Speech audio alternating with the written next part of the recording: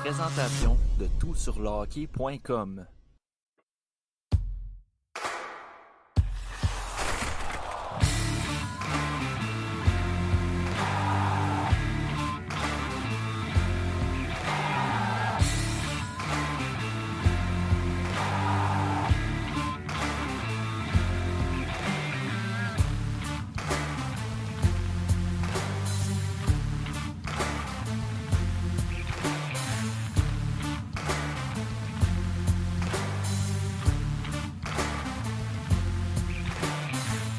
Vendredi 1er octobre 2021, deuxième partie de mon épisode 4 si vous voulez, mais on va l'appeler l'épisode 5, où je vais vous parler du programme de développement américain et aussi des cartes cachées dans la Ligue nationale de hockey par division si vous voulez, pour vous aider dans votre pool ou juste pour vous donner un heads up là, sur ce qui se parle en ce moment au travers de la Ligue nationale de hockey. Donc, mon nom est Pascal, je suis chroniqueur autour sur le hockey.com et membre du TSLH Podcast. Bienvenue au Scoutcast.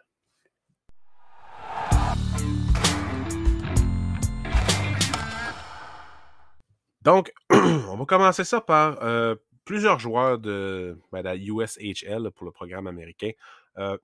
J'ai juste écouté 3 matchs en ce moment, donc il y en a 4 de jouer. J'ai manqué le 4e match. Ben, je ne l'ai pas manqué, mais je ne l'ai pas encore écouté.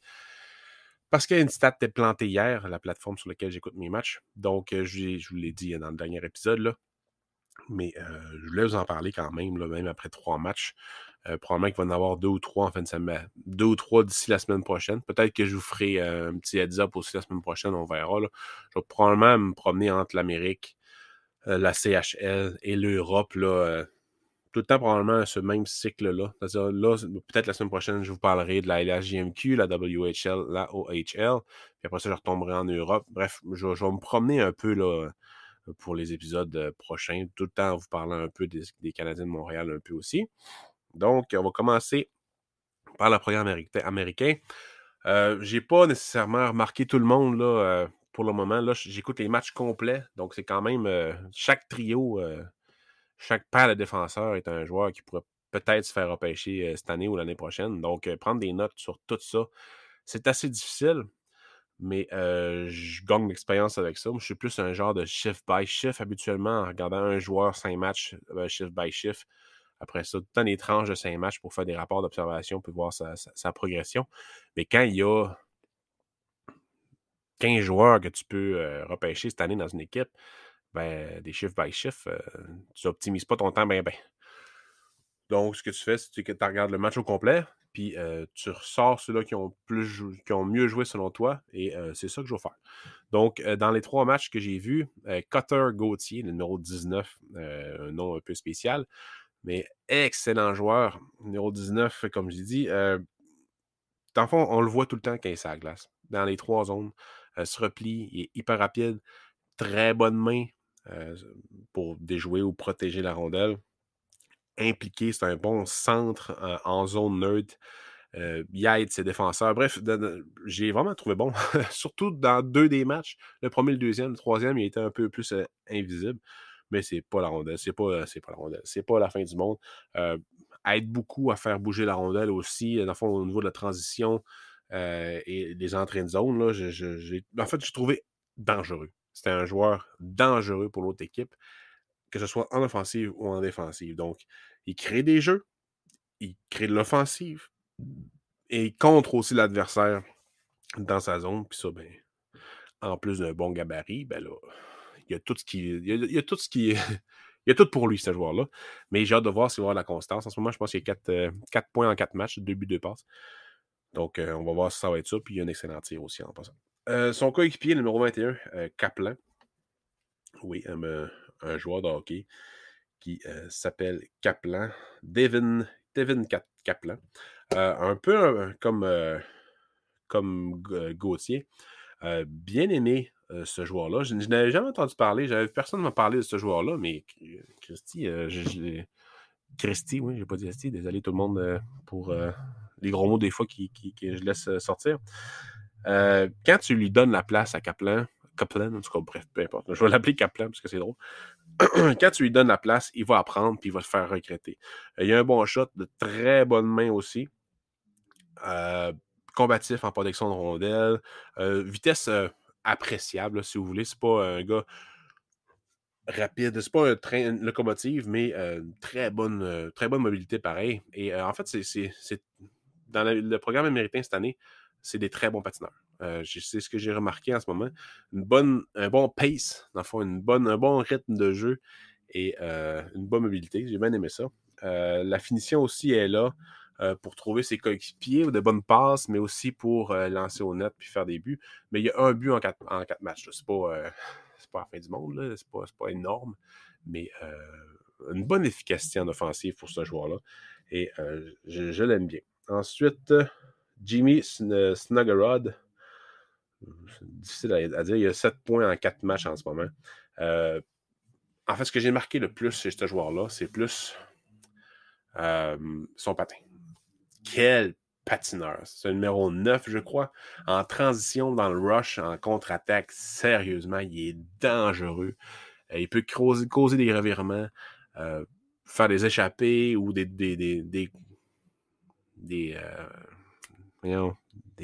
comment on appelle ça? 2 contre 1, bref. Complètement un bon blanc de mémoire. Bref, il peut faire des contre-attaques là, en surnombre. Bon, je l'ai trouvé. Désolé. En surnombre. Donc, ça va. Je le trouve dangereux aussi. Là. C'est un très bon joueur de hockey. Un autre joueur que j'ai vu une couple de fois là, dans les classements à date que le monde partage sur leur Twitter. Mais moi, pour l'instant, je ne l'ai pas classé parce que j'ai juste vu 3 matchs. Mais avant cette semaine, je l'avais pas. Avant les 2 dernières semaines, je ne l'avais pas joué. Une belle découverte, sérieusement. Il faut comme s'attarder un peu à lui. Là. En plus, il y a un nom. Il y a un nom de joueur de 3e trio, si vous voulez. La science des noms dans le scouting est vraiment importante.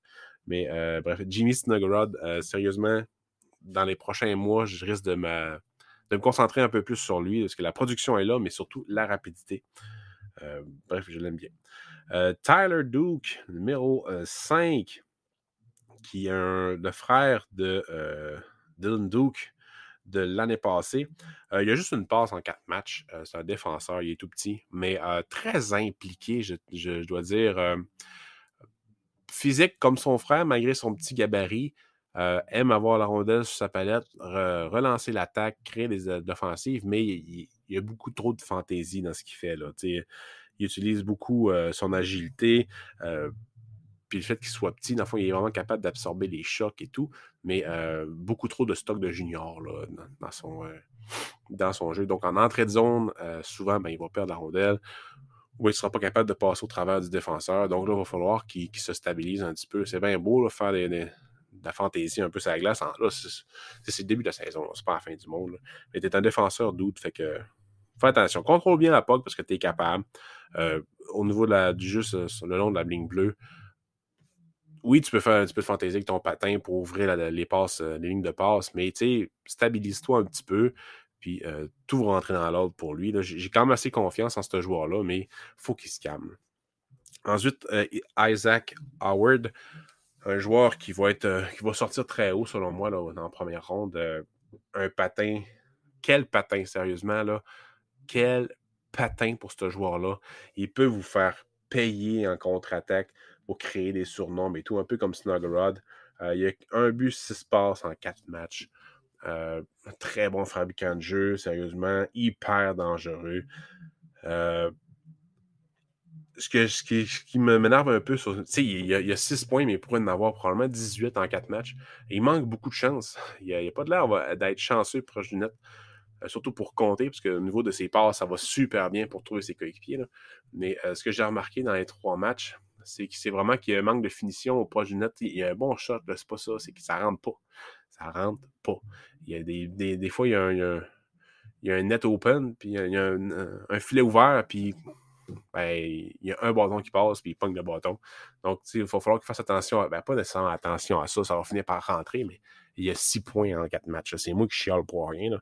Mais, bref, gardez-le en tête. Nazar se place hyper bien en offensive pour marquer, sait comment se libérer, attendre la passe, puis faire payer le gardien de but.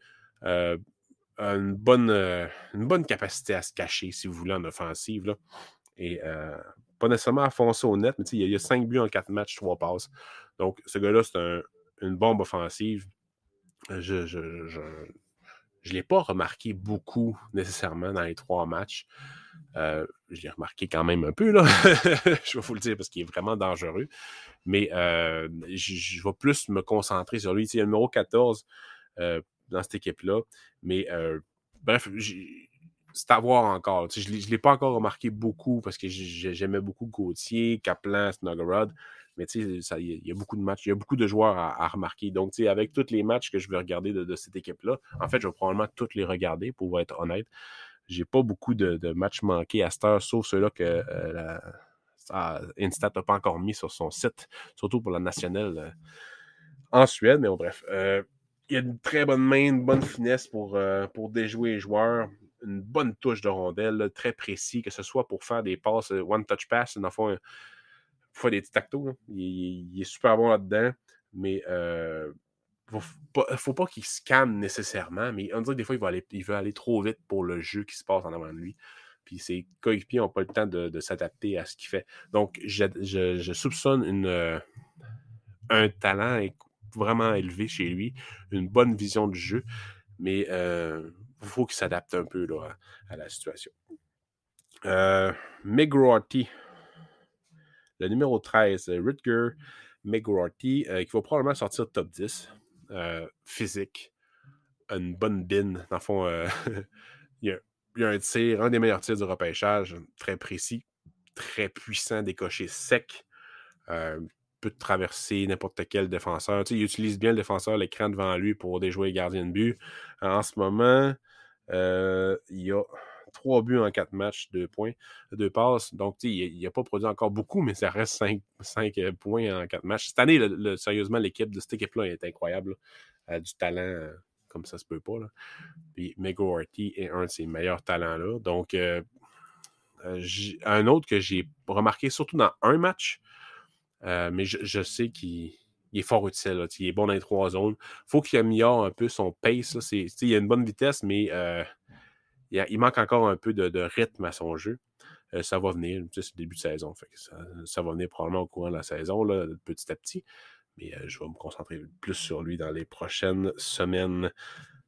Ensuite, je vais vous parler de, comment il s'appelle? Lane Hudson. Un défenseur, 2 points en 4 matchs.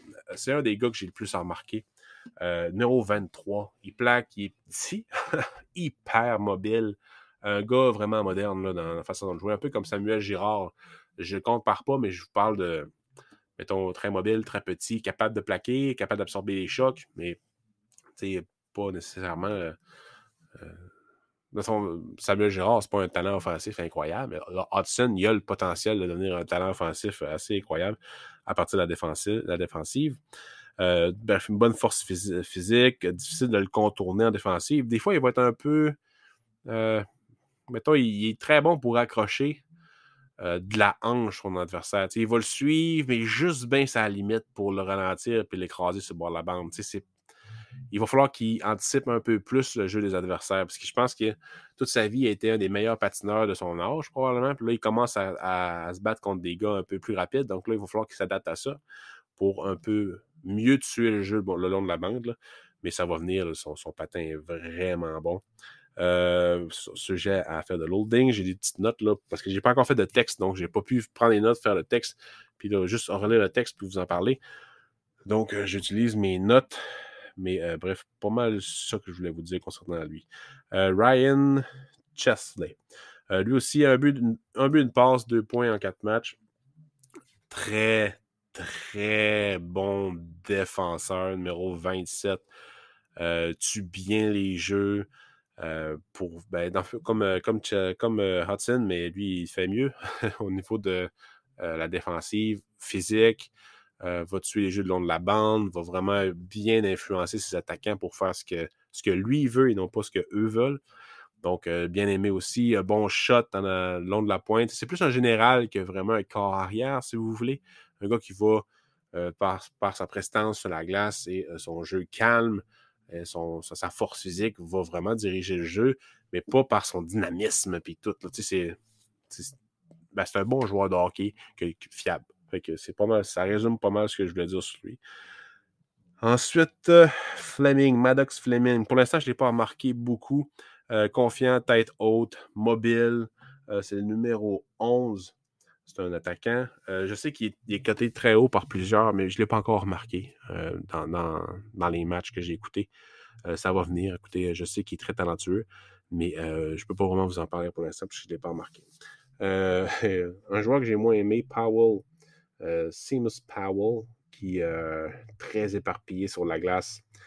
Crée des revirements. En tout cas, bref, je n'ai pas vraiment beaucoup aimé. C'est le numéro 2. Mais on verra pour la suite. Là, mais j'ai pas trippé sur son cas, si vous voulez. Ensuite, Seamus Casey. Seamus Casey, qui est un défenseur. 4 points en 4 matchs. Un peu plus mobile, si vous voulez, que c'est pas son nom. Que lui que je viens de vous parler. Ryan Chesley. Ouais. Seamus Casey, plus offensif, je voudrais, plus moderne, si vous voulez. Mais tout aussi efficace. Là. Encore une fois, c'est pas le gars que j'ai le plus remarqué. Je pense que c'est le numéro 26. Je crois. Bref, c'est pas grave. Mais ça va venir. Là. J'ai pas de misère à le dire. C'est un gars qui est vraiment haut sur les listes aussi. Là. Il est hyper mobile et tout. Donc, on verra ce que ça va donner. Là. Mais bref, j'ai bien hâte de regarder le 4e match et les autres matchs qui vont venir. Là, je vais tous les regarder. Mais en ce moment, la qualité de l'image est vraiment médiocre. Au moins, on voit les numéros. Là, c'est au moins ça. Mais c'est pas le best, si vous voulez. Là. C'est pas le plus facile en ce moment de regarder des matchs de la USHL pour l'équipe américaine. On verra si ça s'améliore selon l'aréna dans laquelle ils sont. Donc, ça finit la portion sur l'équipe américaine. Je ne veux pas m'étendre trop, là, vu que c'est juste 3 matchs. C'est des matchs de saison. C'est pas des matchs pré-saison, là, mais ça demeure vraiment préliminaire. Là. Mais on voit déjà une tendance chez plusieurs à vouloir produire beaucoup de points. Donc, bien hâte de voir le restant là, de leur saison. Puis c'est sûr que je vais vous en parler très souvent. Sur la USHL en général aussi, il y a quelques noms intéressants, mais je me suis pas encore beaucoup attardé à eux. Mais ça va venir. Inquiétez-vous pas. Donc là, je voulais vous parler un peu pas de cartes cachées, là, mais de jeunes joueurs qui vont rentrer dans le national de hockey. Parce que cette année aussi, une fois de temps en temps, j'aimerais bien ça vous partager. Écoutez quelques matchs, mettons, de Moritz Seider avec Détroit ou Trevor Zegras à Anaheim ou Nils Hoglander à Vancouver, Cole Caulfield, juste des petites sections que oui, du Canadien, mais quand il n'y a pas grand-chose à dire sur le Canadien, j'aimerais ça vous parler des espoirs des autres équipes qui jouent dans la Ligue nationale de hockey ou qui jouent dans la Ligue américaine. Peut-être pas la Ligue américaine, peut-être plus la Ligue nationale de hockey de temps en temps. Juste écouter d'autres matchs puis vous en parler. Surtout sur les jeunes joueurs. Donc là, c'est ça que je vais faire un peu. Je vous ai fait une série de 4 textes là, dans la dernière semaine sur les cartes cachées, mais c'est pas nécessairement des cartes cachées, c'est plus un heads-up. Bref, pour le Canadien, là, c'est pas vraiment dur de vous faire des cartes cachées. Là. C'est sûr qu'on va regarder plus Christian Dvorak, Cole Caulfield. J'ai confiance en Caulfield avec Suzuki, surtout s'il joue avec Suzuki. Je pense pas qu'il va jouer avec Dvorak cette année parce que c'est pas le bon genre de centre pour lui. Tout comme il n'est pas le bon genre d'ailier pour Dvorak. Selon moi, ça pourrait fonctionner, là, mais c'est pas assez complémentaire comparativement à Suzuki, qui est parfait pour Caulfield. Donc, on verra. Mais tu sais, je vous en ai parlé un peu. Fait que, pour le Canadien, il n'y a pas vraiment de carte cachée. Le seul prospect qu'il pourrait produire, c'est vraiment Caulfield. Donc, puis tout le monde le connaît, donc c'est pas une carte cachée. Pour les Bruins, il y a Jack Studnicka qui va jouer probablement sur le top 6 au centre, qui en ce moment a produit beaucoup en pré-saison. Donc, gardez-le à l'œil. Il y a le profil typique pour Boston, donc un bon centre là, qui va probablement produire 40-50 points cette année, si tout va bien. Parce que, veux pas, avec Bergeron, Marchand, Pasternak sur le premier trio, tu as quand même Taylor Hall qui va jouer avec lui probablement. Jacob Loco, qui lui aussi c'est une carte cachée que plus de monde le connaît.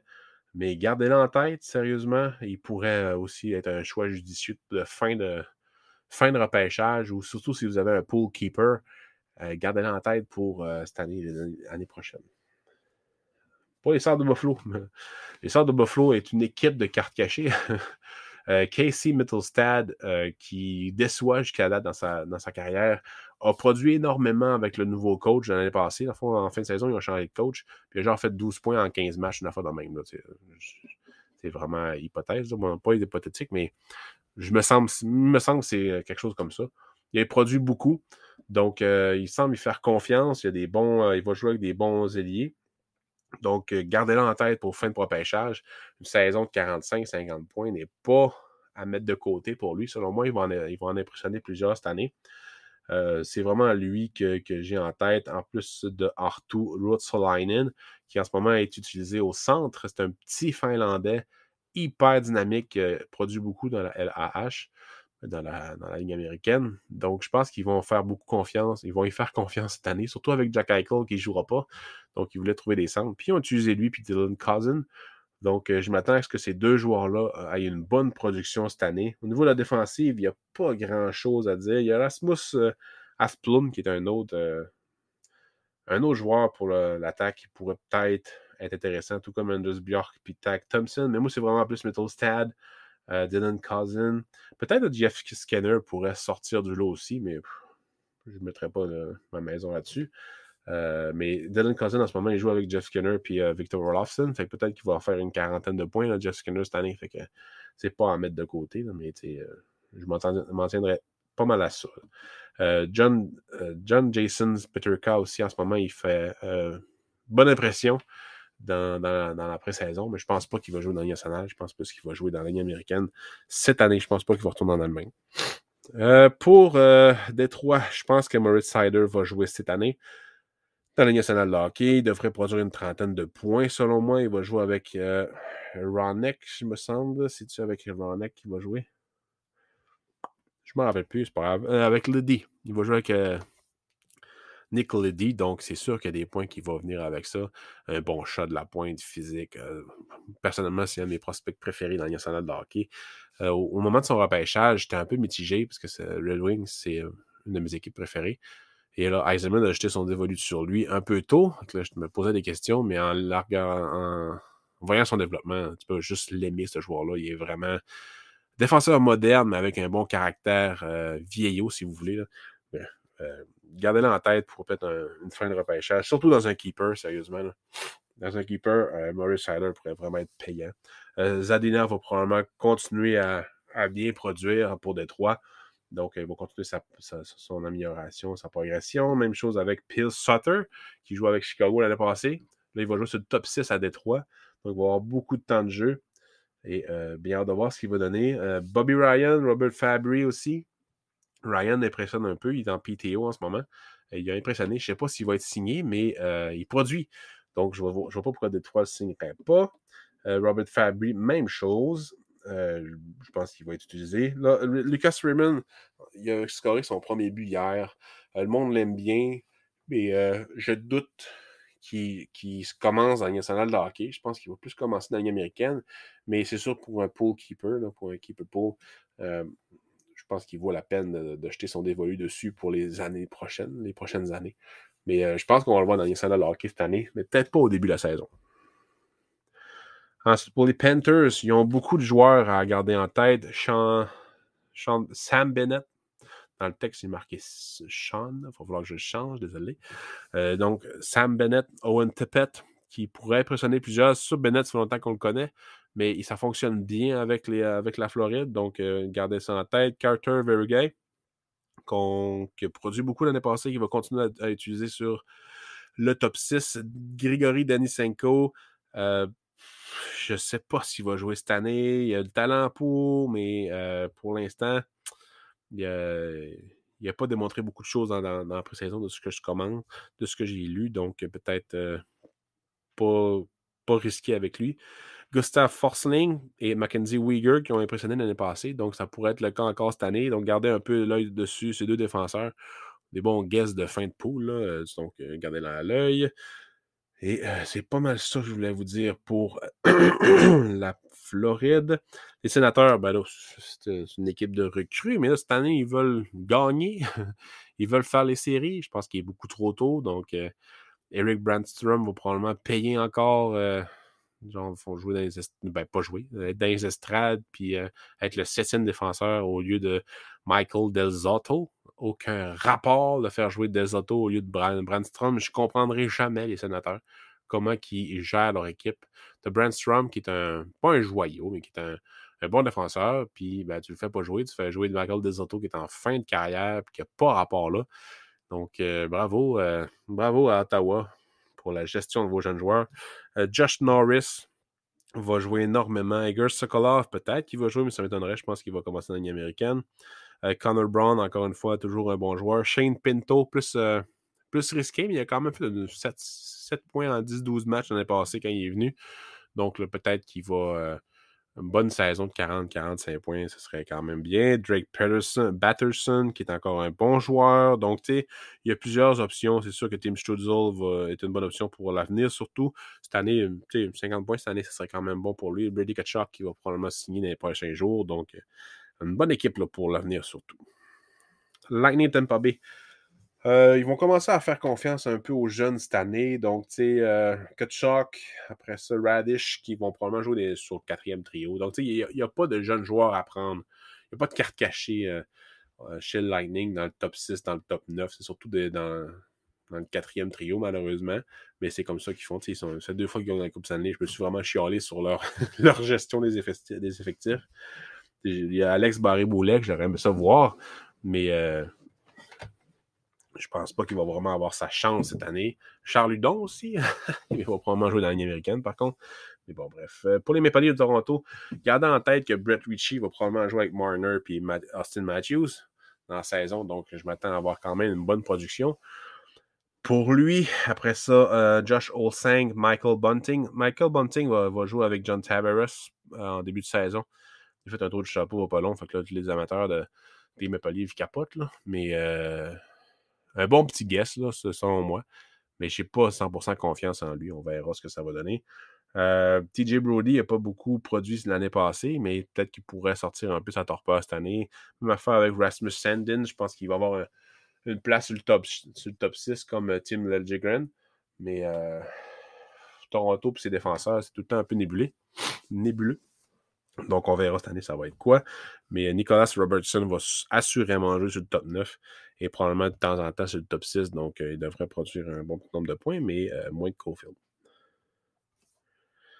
Ensuite, je voulais vous parler de la section métropolitaine. Donc, les Hurricanes de la Caroline. Ben, veux pas, Kotkaniemi va jouer sur le top 9 avec des bons joueurs parce qu'ils ont une offensive assez incroyable. La Caroline. Mais en offensive, il n'y a pas vraiment de carte cachée. Ça va venir, là. Mais tu sais, Martin Necas, gardez ça en tête. Niederreiter, que le monde sous-estime beaucoup, mais moi j'adore, qui est vraiment un bon rôle complémentaire.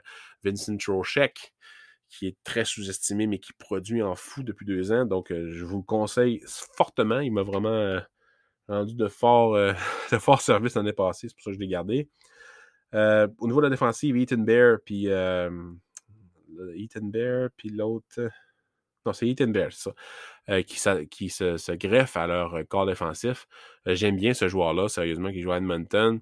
Il avait sa chance à Edmonton, mais il ne saisissait pas tout le temps. Donc, j'ai hâte de voir si ça va être le cas avec les Hurricanes. Donc, gardez-le en tête pour peut-être plus un pool keeper, là, que vous mettez des joueurs en balotage là, en fin d'année. Prenez-le pas comme votre quatrième meilleur défenseur, peut-être le 5 ou le 6e, sérieusement. Quand même un bon joueur de hockey. Là. J'ai hâte de le voir avec la Caroline s'ils vont bien l'utiliser. Ensuite, là, les Blue Jackets, Adam Boquist, il va être le premier défenseur de cette équipe-là. Il va jouer dans toutes les situations. J'adore ce Suédois-là. Il va probablement produire beaucoup, être utilisé beaucoup cette année dans des situations avantageuses. Donc, s'il n'y a pas de blessure, un très bon guest, si vous voulez, là, guest pour la saison, pour votre pool. Ensuite, Cole Sillinger, en ce moment, joue en pré-saison, mais je pense pas qu'il va faire l'équipe, là. Mais il est très près de la Ligue nationale de hockey. Donc, dans un pool keeper, l'année prochaine, là, gâtez-vous sur Cole Sillinger, un joueur que les amateurs de hockey vont adorer. Un joueur complet, petit, mais physique au fond. Bref, on va l'adorer. On va l'adorer. Yegor Shainahov, je pense qu'il va faire l'équipe, sérieusement, cette année. Il produit en pré-saison, il est adoré. Donc, je ne vois pas pourquoi il ne ferait pas l'équipe. J'ai hâte de voir si ça va être le cas. Mais bref, pour l'instant, ça va bien. Jake Bean, qui joue excessivement bien aussi, qui a été pitché en dehors de la Caroline pour aucune raison. Donc, bien hâte de voir s'il va avoir sa chance. Mais en ce moment, il produit, donc je pense bien que ça va bien aller. On verra ce que ça va donner. Ensuite, pour le New Jersey, Yegor Sharangovich, Yanni Ikuokanen, surtout Sharangovich qui va jouer avec Hughes et Tatar toute la saison, pour une partie de la saison. En ce moment, là,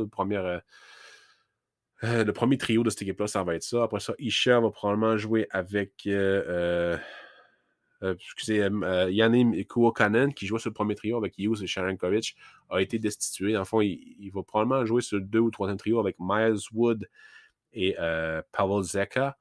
Mais je m'attends quand même à une bonne production pour lui, une bonne progression, parce que je l'ai vraiment aimé l'année passée, puis je l'ai pris dans mon pool keeper, donc j'espère fortement qu'il va être utilisé cette année, surtout sur l'avantage numérique, c'est la deuxième vague. Là. On verra bien, là, mais j'ai confiance en lui. Et au niveau de la défensive, Ty Smith est un choix logique. Pour l'instant, Alexander Holtz et Dawson Mercer impressionnent, mais je pense pas qu'ils vont faire l'équipe.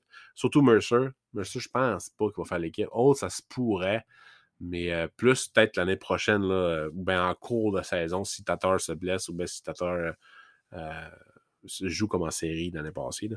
On verra bien ce que ça va donner. Je ne m'attends pas à ce que Pavel Zaka produise autant, en fait. Pour les Islanders, aucune surprise. Atourati jouait très bien, mais il ne jouera pas cette année. Oubliez ça. Aucune surprise pour eux. Là, je m'attends à rien. Continuez de prendre. Il y a peut-être Bellows, là, mais non. Dobson demeure le seul joueur qui est un peu pas méconnu, là, mais qui va probablement progresser le plus. Donc, c'est pas mal juste lui que je pourrais vous nommer. Les Rangers de New York, Lafrenière, je crois qu'il va avoir un bon step cette année. Vitaly Kravtsov, qui va jouer aussi à droite. Philippe Kettil, qui un bon power forward, là, qui joue au centre, va probablement jouer sur le 3e trio au centre. Sauf s'il y a des blessures, bien évidemment. Mais pas mal sûr que je m'attends à l'attaque. Neil Lundqvist, enfin bref, qui va faire l'équipe pas mal sûr de ça. Toujours Adam Fox qui demeure le meilleur défenseur de la Ligue nationale de hockey l'année passée. Donc, une bonne équipe en progression. Là. Il y a Zach Jones aussi qu'il faut garder en tête. Mais je ne m'attends pas à ce qu'il fasse l'équipe nécessairement. C'est un défenseur, un très bon défenseur, mais offensif. Mais pour l'instant, je pense pas qu'il va faire l'équipe. On verra plus tard. Les Flyers. Écoute, Rasmus Ristolainen, qui jouait à Buffalo avant, va probablement produire un peu, mais en défensive, il est exécrable. Donc, c'est surtout les pots qui utilisent les points qui est utile. Mais pour eux, je ne m'attends pas à des surprises à l'alignement. Je pense même que Morgan Frost ne fera pas l'équipe. Ils vont plus y aller avec des vétérans pour se rendre jusqu'au bout. Puis même chose avec Cam York, qui n'est pas encore prêt, je crois, pour faire la Ligue nationale de hockey, mais va probablement jouer dans la Ligue américaine avec quelques rappels. On verra bien ce que ça va donner. Je m'attends à les voir essayer de se rendre jusqu'au bout, peut-être même payer un choix de première ronde pour avoir de l'aide en cours de saison si l'offensive ne fonctionne pas encore. Pour les Penguins de Pittsburgh, ils sont en décrépitude. En ce moment, Crosby et Malkin sont blessés. Donc, Jeff Carter va être le premier centre. Donc, peut-être donner un petit up dans votre liste là, pour le pool. Gunzel va être encore l'offensive de cette équipe-là pour débuter la saison. Mais sérieusement, là, il n'y a tellement pas grand-chose à parler pour Pittsburgh. Là. J'ai tellement hâte qu'il renippe l'équipe. Nathan Légaré, Samuel Poulin s'en viennent, mais pas pour cette année, peut-être plus pour l'année prochaine. J'ai hâte de voir ce que ça va donner. Mais pour votre pool, là, sauf Crosby, Malkin, Gunzel, Carter, j'irais. Le temps aussi, il ne veut pas. Je ne m'attendrai pas à eux. Capitaine de Washington, il y a 2 recrues qui pourraient peut-être faire l'équipe, Connor McMichael et Alexander Alexeyev. Mais je ne m'attends pas à ce qu'il produise beaucoup. Peut-être plus McMichael, mais il faut qu'il y ait des blessures. Et même chose pour Hendrick Lapierre. Je pense qu'il va retourner à Chicoutimi dans la RJMQ. Là. Je pense pas qu'il va faire l'équipe. C'est bien normal, c'est bien correct. Kuznetsov, Manta, je pense qu'ils vont produire pas mal. Il y a Protas aussi qui pourrait peut-être faire l'équipe, une recrue, mais on verra. Peut-être plus faire la ligne américaine. Oshie, on verra aussi. Moi, je l'adore, c'est mon joueur préféré. Donc, j'aimerais bien ça qu'il soit utilisé à fond et qu'il fasse des buts. Puis une offensive, mais on verra bien. Donc, plus un choix de fin de poule. Là, mais bref, gardez-le en tête. Justin Schull, qui a bien produit l'année passée, que le monde sous-estime beaucoup. Là, un joueur qui fait probablement faire 35-40 points cette année. Donc, je pense qu'il vaut à peine s'attarder à lui. Mais peut-être pas dans un keeper pool, on verra. Là, mais dans un pool à saison, là, un bon petit guess. Bon, on va se diriger vers la division Pacifique. Anaheim, deux premiers joueurs qui vous viennent en tête, sûrement, c'est Trevor Zegras et Jamie Drysdale. Et ça doit être le cas. Ces deux joueurs-là vont jouer de plus en plus, surtout dans un pool keeper. C'est des no-brainers, si vous voulez. Il faut absolument qu'ils fassent partie de votre pool ou que vous les considériez assez haut dans votre liste. Ils vont être des très bons joueurs dans la Ligue nationale de hockey. Cette année, on verra. Mais pour l'avenir, oui. Il y a beaucoup de joueurs qui ont mal produit, qui ont sous-produit l'année passée, comme Troy Terry, Sam Steele, Max Jones. Peut-être que ça va être mieux cette année, on verra. Mais c'est plus des choix pour un keeper pool. Isaac Lundestrom aussi, mais c'est plus un joueur de fin d'alignement, de 3 4e trio. Donc, je pense pas que je m'attendrais à lui pour un pool hockey. Mais Sam Steele, puis Troy Terry, puis Max Jones, je leur donnerais une petite chance. Ensuite, les Flames de Calgary, les seuls recrues en offensive qui pourraient faire l'équipe, c'est Connor Zary et Jacob Pelletier, mais je pense pas qu'ils vont réussir. C'est une équipe qui cherche en ce moment. Et je pense pas qu'ils sont rendus mentalement à faire de la place aux jeunes, surtout avec le coach de Pip qui ont... je ne l'aime pas beaucoup. Je pense plus qu'ils vont y aller avec des vétérans, même en défensive. J'aimerais ça voir Yusuf Valimaki et Oliver Killington, mais je pense plus qu'ils vont y aller avec des vétérans encore une fois.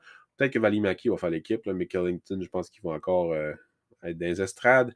Pour le top 6, faites attention à Blake Coleman. Blake Coleman, qui va probablement jouer sur le premier ou le deuxième trio avec des très bons joueurs. Donc, c'est un bon guess là, pour une fin de pool qui pourrait vous rapporter gros là, comparativement à d'autres choix plus risqués qu'on ne sait pas s'ils vont produire. Oilers Edmonton, le seul choix en offensive que je vous dis qui va probablement produire, c'est Zach Hyman, qui va jouer avec McDavid, qui est le joueur parfait pour McDavid. Même affaire pour Jesse Puljujarvi, mais j'aime mieux Hyman. Evan Bouchard Evan Butcher à la défensive, c'est le temps qu'il commence à faire l'équipe, donc j'espère qu'il va réussir. Je ne prendrai pas Philip Broberg à votre place. Je m'en tiendrai à Bouchard, parce que Broberg, je ne l'aime pas. Je pense qu'il va buster solidement, puis dans pas long en plus. Donc, ensuite, les Kings de Los Angeles, Gabriel Velarde, qui est un excellent choix, Jared Anderson-Dolan, Vladimir Kachev, Arthur Kalayev aussi, qui, en fait, c'est une équipe de jeunes, donc, sauf Philippe Dano, puis Kopitar, puis Brown, c'est une équipe de jeunes. Donc, Alex Iafallo, aussi que vous pourriez jeter un coup d'œil dessus. Mickey Anderson en défensive, Tobias Bjornfot, mais tu sais, je pense pas qu'ils vont produire énormément. Donc ça, mettez-les de côté. Il y a des meilleures options que les autres. Mais en offensive, oui, il y a Quinton Byfield, mais je ne sais pas s'il va faire l'équipe. Je pense qu'il va plus jouer dans la Ligue américaine ou faire le voyage entre les deux. Donc peut-être plus une année de transition pour lui. Mais pour un keeper pool, c'est sûr que je le prendrais, mais le monde a tendance à sous-estimer. Attendez un petit peu avant de le prendre, puis finissez par le prendre un peu plus loin dans votre repêchage de keeper, donc on verra. Et gardez en tête Rasmus Kupari et Samuel Fagemo. Surtout Fagemo, je crois qu'il va jouer très, très haut dans cette équipe-là, très bientôt. Gardez-le en tête. Donc, ensuite... Je vais parler de San Jose. San Jose devrait reconstruire sérieusement, devrait liquider les effectifs, mais ils ne le font pas parce qu'ils ont Burns puis Carson puis dans leur équipe. Mais ils ont pogné un mur. Puis tant il y a aussi longtemps qu'ils ne font pas une reconstruction, ils ne sortiront pas de là. Donc, il y a William Eklund qui a 4 passes en ce moment en pré-saison qui impressionne. Je ne sais pas s'il va faire l'équipe. C'est un choix risqué de le prendre dans un pool de une saison. Donc, peut-être plus dans le pool keeper. Dans un pool keeper, Eklund doit être un choix assez haut dans votre liste. Sérieusement. Mais c'est pas mal tout. Il y a Barabanov aussi que vous pourriez regarder, tout comme Jonathan Dallin. Mais c'est pas une équipe que je prendrais beaucoup de joueurs. San Jose, il y a Ryan Merkley aussi, mais sérieusement, tenez-vous-en à William Eklund dans un keeper ou à Barabanov dans un pool à saison. C'est tout. Pour le Kraken de Seattle, il y a 3 ou 4 joueurs que je pourrais voir dans un keeper pool en fin de repêchage. Genre Morgan Geeky, Hayden Fleury. Il y a Colin Blackwell aussi qui a bien fait l'année passée avec les Rangers, donc peut-être que jeter un petit coup d'œil à lui, mais vraiment sur un, un repêchage que vous êtes beaucoup et en fin de repêchage pour être intéressant. Du côté des Canucks, Jack Rathbone, Nils Hoglander, Nick Petan, Vasily Podkolzin, qui m'intéresse un peu dans cette équipe-là. Nick Petan, c'est surtout si Elias Peterson ne signait pas, mais là, il a signé, fait qu'il va baisser, il va dropper dans la hiérarchie, fait que je ne le prendrai pas. Mais Jack Rathbone, qui est un défenseur, va probablement va en impressionner plus que un cette année, selon moi. Va probablement solidifier une place à la dernière paire et monter dans l'échiquier à mesure que la saison avance. Podkolzin, j'ai un gros point d'interrogation sur lui. Je l'aime bien, c'est un gars offensif, pas offensif, mais physique, qui va bien s'agencer à les attaquants, aux attaquants offensifs et talentueux de cette équipe-là. Mais on verra ce que ça va donner. Pour Vegas, le seul joueur qui vraiment pourrait faire l'équipe, c'est Peyton Krebs. Mais je pense pas qu'il va réussir. Je pense qu'ils vont plus le faire jouer dans la ligne américaine parce que veut pas, eux autres, ils vont pour la coupe encore une fois. Donc, il y a peut-être Nolan Patrick qui était acquis de Philadelphie là, qui va faire l'équipe parce que Cody Glass, il ne faisait pas jouer, ça ne servait à rien. Donc, c'est vraiment les seuls joueurs. Evgeny Dadonov qui va jouer sur le top 9, pourrait jouer sur le top 6 aussi s'il y a des blessures. Donc, il pourrait être un bon petit choix de fin de repêchage. Donc, on verra bien ce que ça va donner. Je n'ai pas beaucoup d'espérance dessus, mais en Floride, il jouait beaucoup. Donc, on verra. Pour l'Arizona, ne prenez pas Victor Soderstrom, il va jouer dans la Ligue américaine. Connor Timmins, en fin de repêchage pour la défensive, pourrait être un bon joueur. Une carte cachée, Dimitri Yaskin, qui était un des meilleurs buteurs des dernières années dans la KHL, pourrait être un bon choix. Je ne sais pas si sa touche va être présente en Ligue nationale de hockey, mais bon, bref, on verra bien. Choix du champ gauche pour Keeper Pool, Mathias Maccelli, que j'aime bien, qui a produit beaucoup quand même en Liga, mais ça demeure un petit joueur. Donc, tu sais, pour un Keeper Pool de fin de repêchage, peut-être, mais je ne sais pas si ça va finir par être payant. Moi, je l'aime bien, mais je ne sais pas s'il va réussir à percer éventuellement. Donc, Chicago, Kirby Dach, Jonathan Toews, qui revient dans les standards de hockey. Kirby Dach qui va continuer sa progression. Brendan Hagel va évoluer probablement avec Kubalik puis Toews, donc oubliez-le pas. Bon petit choix de fin de repêchage là, pour essayer de taper le coupe-circuit. Tyler Johnson, qui va probablement jouer sur le top 6 aussi. Il était au balotage dans la Ligue américaine avec Tampa, mais va jouer très haut à Chicago. Je pense qu'il y a encore du bon hockey en dedans de lui. Donc, très content. Pour l'instant, il joue avec Kane. Donc, bravo à lui. J'espère le voir continuer comme ça. Au niveau défensif, Wyatt Kalynuk, qui a fait 9 points en 20 matchs, je crois, l'année passée. C'est un défenseur. L'ancien capitaine du Wisconsin dans la NCAA avec Caulfield. Très bon joueur de hockey. Gardez-le à l'œil sérieusement. Moi, je l'ai pris dans mon keeper pool en fin de repêchage et je crois qu'il mérite un petit coup d'œil. Une trentaine de points cette année ne serait pas mauvais pour lui. Ça pourrait arriver. Bref, on verra. L'Avalanche du Colorado a une équipe qui va pour la coupe, mais malgré tout, va utiliser beaucoup les jeunes. Alex Newhook, Bowen Byram, Sampo Ranta aussi, oubliez-le pas, probablement qu'il ne va plus jouer dans la Ligue américaine, mais très bon prospect qui est très méconnu aussi, un bon marqueur, un gars avec un bon gabarit, donc gardez-le en tête, mais il n'y a pas nécessairement beaucoup d'autres joueurs là, qui Tyson Just, mais moi, je pense que c'est un bust. Je l'aime pas beaucoup. Martin Coate, mais lui, c'est plus un joueur de la Ligue américaine pour le moment. Valérie Nichushkin aussi, mais tu sais, plus un joueur de fin de repêchage. Là. Dallas, ben là, t'as Kiviranta, t'as Robertson, t'as Gurianov, Ince, qui sont des choix évidents pour un pool. Peut-être que Robertson, Hintz, puis ils vont sortir avant que Viranta puis Gurianov, mais ça demeure de très bons choix, des bons guesses. Niveau des recrues, il y a Ty Dellandrea et Thomas Harley. Pas sûr qu'ils vont faire l'équipe, mais pour un keeper pool, c'est quand même des bons guesses. Harley, c'est un défenseur hyper offensif qui va probablement faire l'équipe l'année prochaine. Dellandrea va probablement faire sa place en cours de saison. Il a joué un peu l'année passée, mais je m'attends à ce qu'il soit quand même bon. J'ai pas parlé de gardien de but jusqu'à date, mais Jake Oettinger avec Dallas est très bon, tout comme Spencer Knight avec la Floride. Et ensuite, le Wild du Minnesota, Kaprizov, c'est juste évident. Marco Rossi, Matthew Boldy et Jordan Greenway. Mais n'oubliez pas Adam Beckman, Nico Sturm un peu moins, mais surtout Beckman. L'avenir pour le Wild du Minnesota est vraiment impressionnant. Donc, gardez-le en tête. Eric Schoeneck va jouer premier centre. Donc, il devrait amasser sa part de points avec Kaprizov et Zuccarello. Pour Greenway, il va jouer ce deuxième trio. Là, je ne sais pas c'est qui va être le centre du deuxième trio.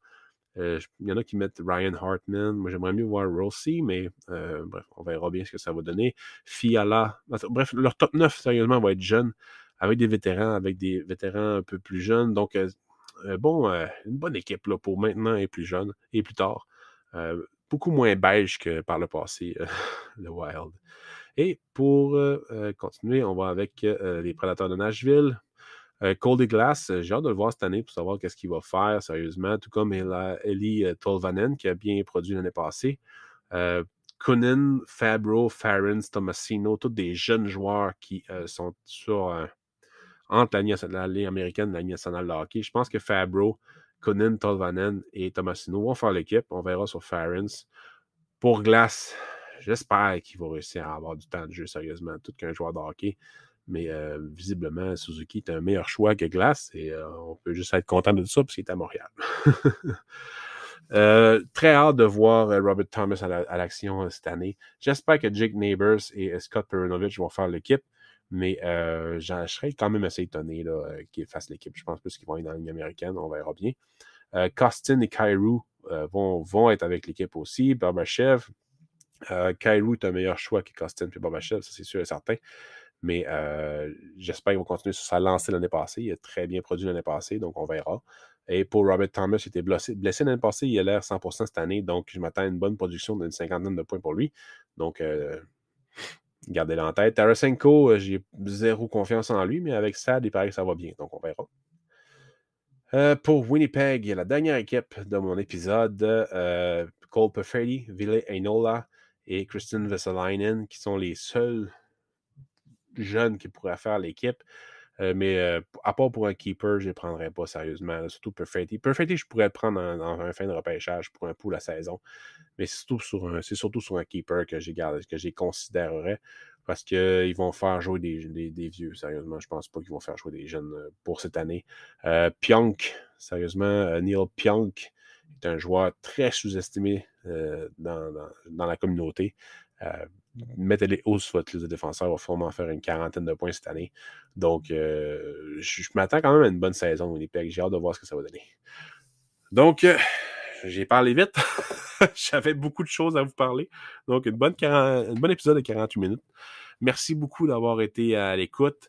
Je vais essayer de revenir à des épisodes hebdomadaires là, à partir de vendredi prochain. Parce que je vais être guéri. Je vais arrêter de vous ornifler de ça dans les oreilles. Donc, partagez, s'il vous plaît. Partagez, likez. Faites-nous des reviews aussi sur Apple Podcasts pour aider la visibilité de notre podcast. Ça serait vraiment apprécié. Sur Twitter, sur Facebook, sur le site. Venez commenter, venez nous jaser sur notre Discord aussi. On va mettre le lien dans la description du podcast. Venez nous jaser. Moi, ça me fait plaisir. J'ai mon téléphone, ça pop des notifications, fait que je réponds tout le temps. Mais on n'est pas tout le temps là à créer des sujets sur Discord. Mais si vous voulez chatter, il n'y a pas de problème. Sinon, message privé sur Tout sur le hockey ou sur Facebook ou sur Twitter dans mon DM sous le radar LNH. Ça pas de problème, ou directement surtout sur le hockey, on est là tout le temps. Donc je vous remercie beaucoup, puis on se voit à la semaine prochaine.